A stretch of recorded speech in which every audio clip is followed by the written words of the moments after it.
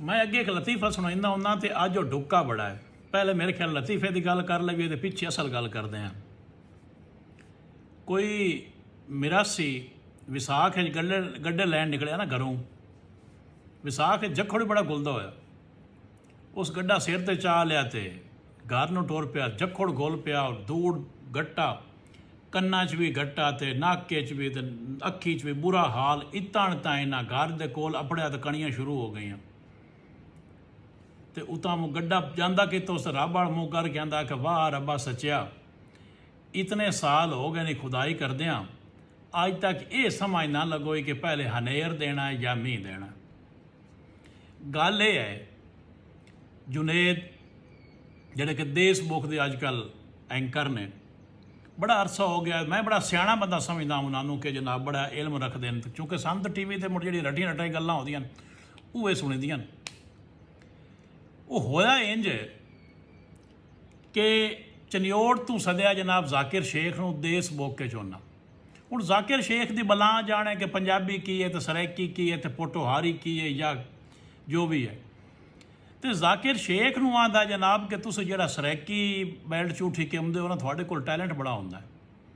बई इहनूं पुछण वाला कोई नहीं कि चनियोड़ सरैकी बैल्ट च भला आउंदा है सही।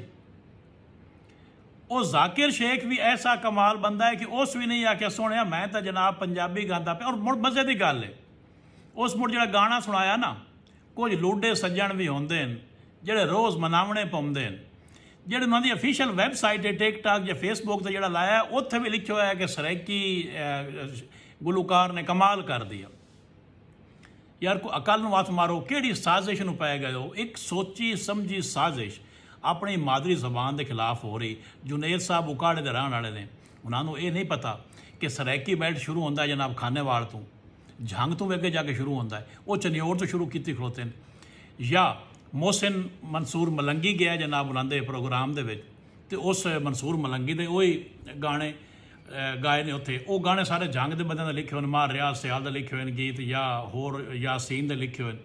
उन्हें कभी जिंदगी च अपने आप को सरैकी शहर क्लेम ही नहीं किया, बल्कि मार रियाज का जो सरैकी उन्होंने आख पवया बकायदा बुरा मनाइंदा है। उसनों भी जनाब ऑफिशियल वैबसाइट पर जनाब सरैकी गीतों का शहजादा। या वाजिद बगदादी गया जनाब, तो वाजिद बगदादी कभी अपने आप को क्लेम ही नहीं किया कि मैं सरैकी हाँ। लेकिन चलो अगर करता भी हो तो ज़्यादातर पंजाबी उनके गीत जिहड़े वंगा वाला गीत है वो सारा पंजाबी, सरैकी लहजे का कोई लफ्ज़ ही नहीं है, तो उसने भी जनाब काउंट करते पे कि सरैकी लफ्ज़ है। इस वीडियो ने इतनी फैला होना कि जुनेद साहब तक गए, साढ़े नाल जुनेद साहब मुकालमा तो करें ना आके कि सरैकी की है तो पंजाबी की है।